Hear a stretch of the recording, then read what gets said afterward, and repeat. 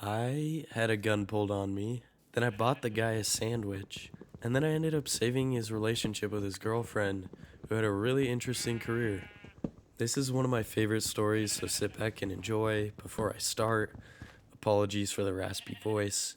I've been sick, bedridden for 5 or 6 days at this point, and it's just not coming back. So let's get into the story. So, to set the scene, 2 years ago in the summer of 2024, I was living out in Missouri for work for 2.5 months. It was me and two roommates in an apartment. The apartment had two bedrooms, a kitchen, a main living room with a couch or two, and the two roommates had been there a little longer than I had been. So they actually had the two bedrooms, and I was sleeping on the couch. Great situation, but honestly, I didn't mind. I was mostly just there for work, and so the couch situation didn't really bother me. And funnily enough, within 2 weeks of me moving into that apartment, both of my roommates got fired.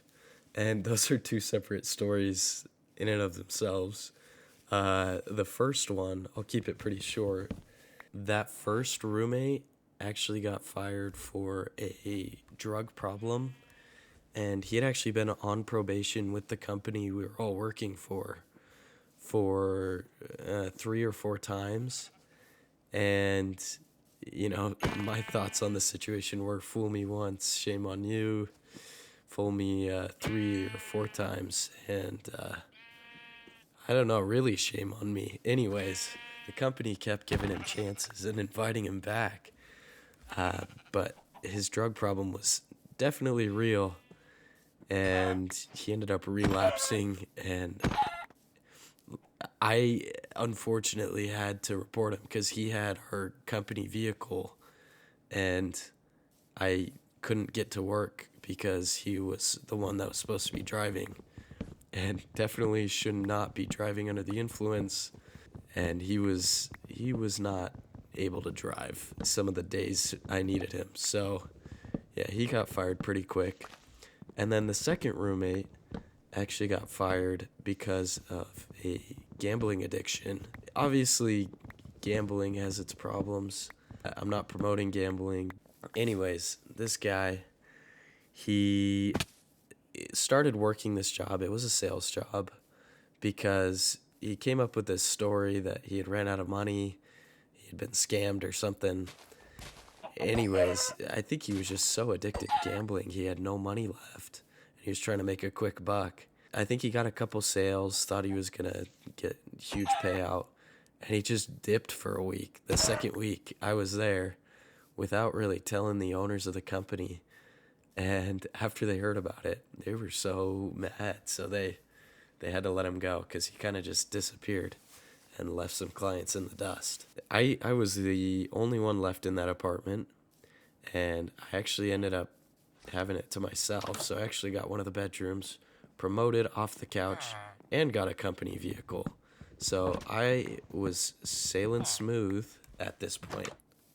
Now, for more context on the apartment, I was on the third or fourth floor, and there was maybe 6 or 7 floors in the building. On the first floor, there's a little restaurant, a pool, little pool table, game area, and a gym that was actually pretty equipped. They had a bench, a little Smith machine, a punching bag, and decent amount of weights. Now, I love weightlifting. It's part of my daily routine. Makes me feel good, helps me focus, helps me get excess energy out, helps me cool down. It's kind of my alone time. And usually there was actually no one in the apartment gym. There's a lot of people that stayed in the apartment, and you'd always be seeing people walking around in the pool. But no one really used the apartment gym, which I thought was a little strange, but simultaneously very convenient for my gym usage. A couple weeks into living on my own, going to the gym every day, working hard, making sales. I was in the gym one night. It was probably around 10 p.m. I'd actually woken up from a nap around 10 p.m. So it was pretty late, later than I'd typically go to the gym. I just woke up, couldn't sleep, and my body felt like I needed a lift. So I walked down to the first floor, walked into the gym. No one's in there like usual. It's dark outside. The gym has windows to outside, and it's actually near one of two entrances to the apartment building. So you could kind of see anyone walking in. You could see the elevator that goes up all to the top floor.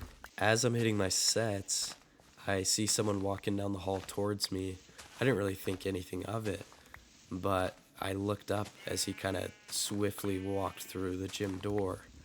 And again, like I said, it's usually just me in there. So someone coming into the gym, first of all, was just generally surprising.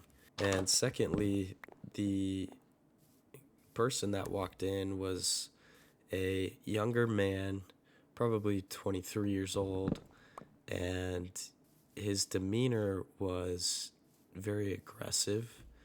He was crying, he was breathing hard, he kind of pushed through the door really quick, and lastly, he was holding something pointed at me.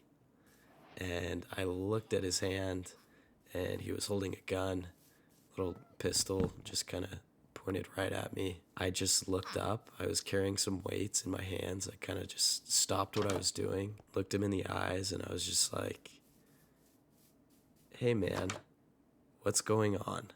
Like, what is happening? I think I asked him that question. What is going on?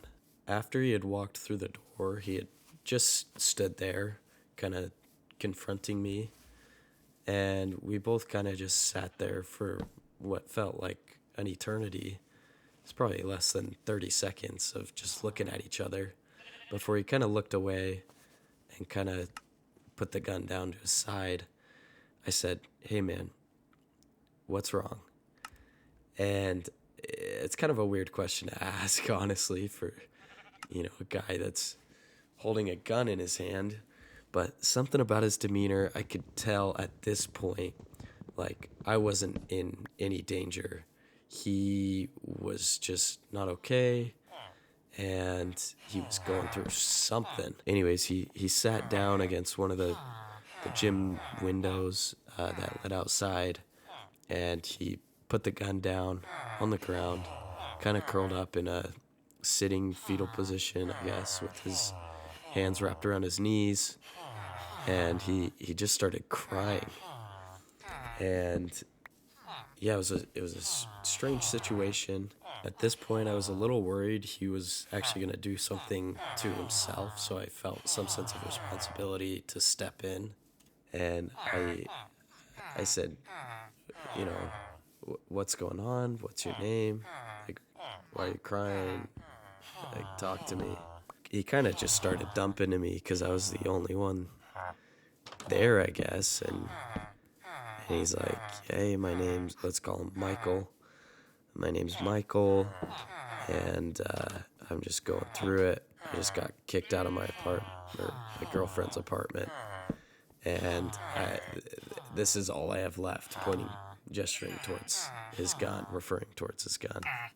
He was still breathing hard. I just sat there with him and listened, and he told me, the situation he was going through with his girlfriend and how he had just been kicked out of his apartment.